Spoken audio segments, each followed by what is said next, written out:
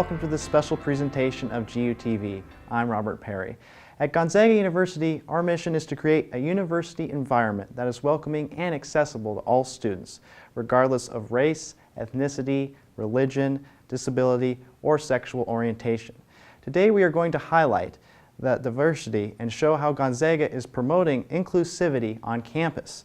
By doing so, we hope to show how human differences thrive in a campus community of equality, solidarity, and common human nature.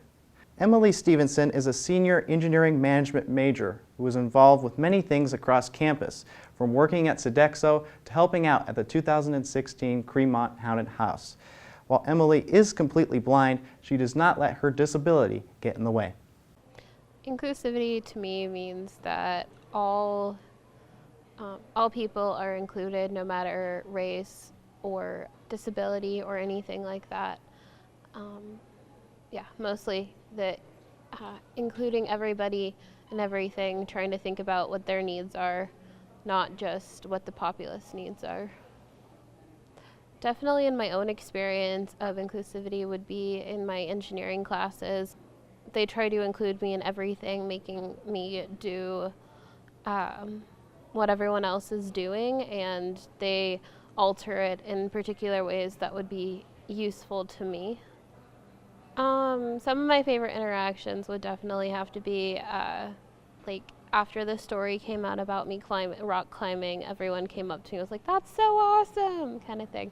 So it was a fun experience there that they realized that I can do it too.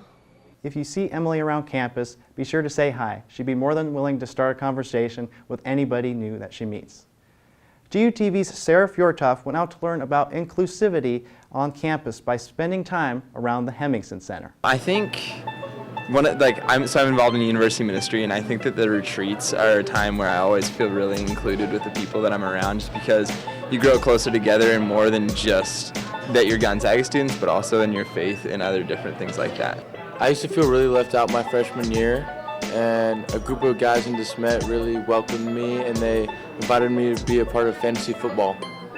Sounds like a fun time. Yeah, it was awesome. So last semester I performed in the spring dance concert, and I had all of my friends show up and surprise me, and all my guy friends came one day and all my girlfriends came the other day. When I first came to Gonzaga, my RA was really the one who put on events and really got to know me first and really helped me feel like I belonged here, and that also prompted me to want to become an RA as well and help other people feel as included.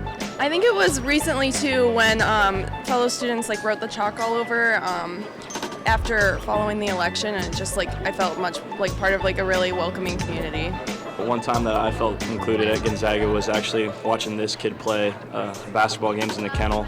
The kennel club here does a great job of making sure all the students get involved and feel united as a whole. Gonzaga prides itself in promoting a sense of community, and so it's so great to hear that these students are experiencing and participating in just that. Sarah Fjortoft, GUTV.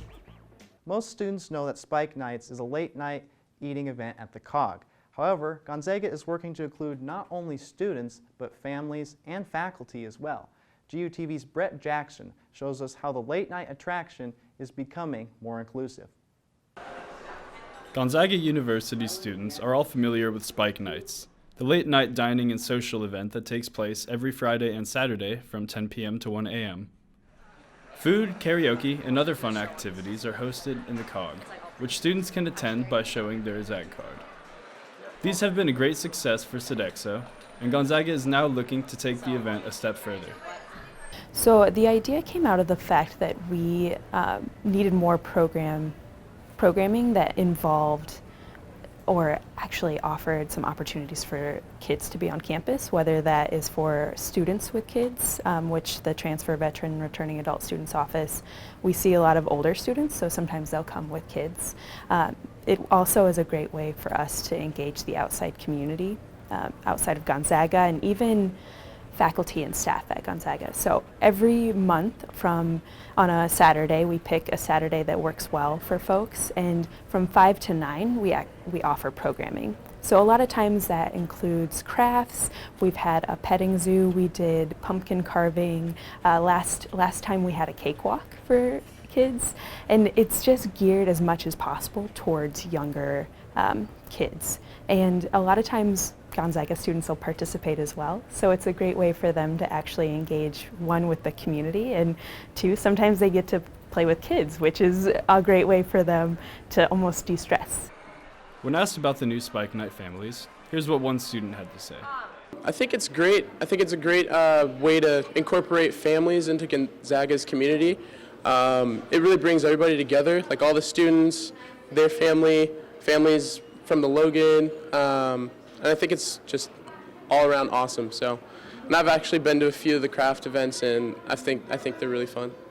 With the overwhelming support of the GU community, student involvement is looking ahead to expand the program.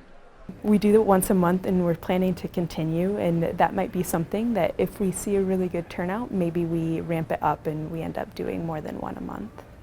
For more information on Spike Night families, check out the Hemmingson calendar and make sure to spread the word and tell all of your friends about the upcoming events. Brett Jackson, GUTV. Here at GUTV, we want to help this event continue to grow. If you see this event happening around campus, be sure to invite your friends to Spike Nights. Jylin and Yasmin are two international students from China and Kenya, respectively. They told us how the Gonzaga community welcomed them with open arms. My name is Jialing He. I'm a business major and I'm a senior this year. A moment that I felt included, it's when I was freshman here and I was in the English class, and I usually go by my English name because my Chinese name is difficult for some professor and students to pronounce. And when I said, yeah, I go by Caitlin, and my professor just told me that I could just go by my Chinese name if I feel comfortable that way. And he also told me that it's their responsibility to pronounce it correctly. So I don't have to change my name just because, just for other people's convenience. So like at that moment, I just felt included, and I felt accepted too. And it's just not just my name, it's also as a person and also my culture. So like at that moment, I just felt like here is what I want to be. My name is Amina Yasmin, and I'm a junior studying biology. I'm an international student from Kenya. Just like right from Kenya, I moved here during the spring semester, and it was a little bit hard for me to adjust to the new environment and the culture. But being in Coghlan, the 5th floor, where like it was more about diversity, and like people there who were like traditional students were just like awesome.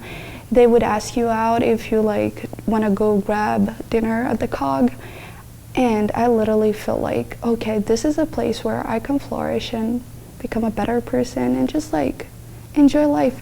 That was the time I felt included here at GU, and it has continued with the same trend. Like every time being in class, like just engaging with other students, it's awesome. Jylin and Yasmin's stories are just two examples of the inclusivity that Gonzaga students and faculty show on a daily basis. We hope that this show highlighted some of the diversity on campus and proved how the Gonzaga community continues to promote inclusivity at every level. Thank you for joining us on this special GUTV presentation of Inclusive Zags. I'm Robert Perry. From all of us at GUTV, thank you for watching and have a good night.